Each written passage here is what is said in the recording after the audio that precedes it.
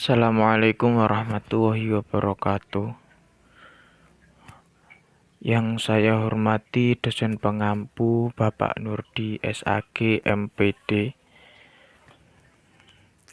Langsung saja saya di sini akan menjelaskan tentang pertumbuhan dan perkembangan pendidikan Islam pada masa kejayaan. Nah, pertumbuhan dan perkembangan pendidikan Islam pada masa kejayaan itu dibagi menjadi dua. Yang pertama, pendidikan Islam di Makkah, dan yang kedua, pendidikan Islam di Madinah. Yang saya akan bahas terlebih dahulu yaitu pendidikan Islam di Makkah. Nabi Muhammad menerima wahyu dari Allah pertama kali di Gua Hira di Makkah pada tahun 601 Masehi. Dalam wahyu tersebut termaktub dalam Al-Quran yaitu Iqra, yang mempunyai arti bacalah. Kemudian diikuti oleh wahyu-wahyu yang lainnya. Semua itu disampaikan dan diajarkan oleh Nabi.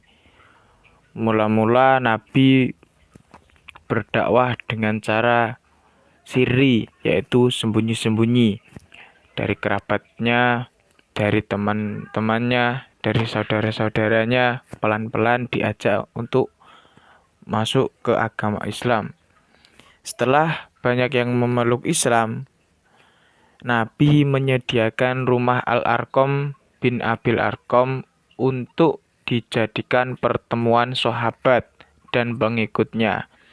Nah, di situ Nabi juga menyebarluaskan agama Islam. Kemudian kita lanjut ke periode kedua, yaitu pertumbuhan dan perkembangan pendidikan Islam pada masa kejayaan, yang pendidikan Islam tersebut berada di Madinah.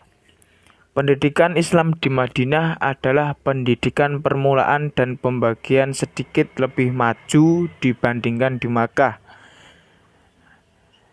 Di Madinah, Nabi lebih menonjolkan kepolitikan. Ada sebagian sahabat yang sudah menguasai materi yang telah disampaikan oleh Nabi. Kemudian sahabat tersebut diberi wilayah tertentu untuk bisa menyebarkan agama Islam di wilayah tersebut. Berbeda dengan di Makkah, pada periode Madinah lebih ke kekuatan politik. Yang ditonjolkan oleh Nabi di sini adalah kepolitikan, yakni di sini Nabi Muhammad juga mempunyai kedudukan, bukan hanya saja sebagai kepala agama, akan tetapi juga sebagai kepala negara. Di Madinah, Nabi sangat disegani, sampai-sampai beliau dijadikan kepala. Lanjut ke perkembangan lembaga pendidikan Islam. Masa kejayaan pendidikan Islam merupakan satu periode di mana pendidikan Islam berkembang pesat, yang ditandai oleh berkembangnya lembaga-lembaga pendidikan Islam dan madrasah-madrasah formal serta universitas-universitas dalam berbagai pusat kebudayaan Islam. Pada masa ini, pendidikan Islam merupakan jawaban terhadap tantangan perkembangan dan kemajuan pendidikan Islam. Kebudayaan Islam berkembang sangat pesat, sehingga mengungguli bahkan menjadi pusat puncak kebudayaan pada masa itu. Nah, di balik kesuksesan perkembangan lembaga pendidikan Islam, tentunya mempunyai faktor-faktor tertentu.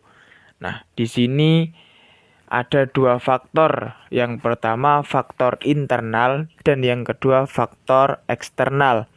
Faktor internal yaitu pembawaan dari agama itu tersendiri, dan faktor eksternal yaitu berupa tantangan dan rangsangan dari luar, sehingga bisa menambah semangat untuk berdakwah para sahabat-sahabat.